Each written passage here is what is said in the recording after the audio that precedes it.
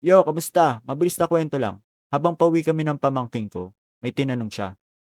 Tito, paano maging scholar? Sa isip ko naman, Laks, gusto na niya makatulong sa pag-aaral niya. Sabi ko sa kanya, ang alam ko, may i-maintain ka na grade. For example, dapat yata 85 yung grade mo sa lahat ng subject. Not sure lang ha, basta may i-maintain ka na grade.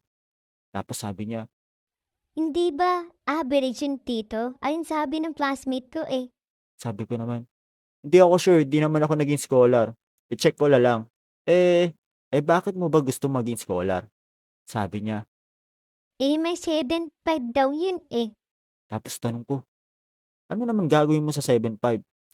Tapos sabi niya, Pamlasada ko.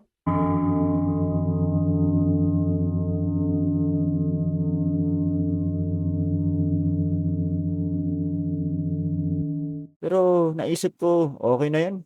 Kaysa sabihin niya na pang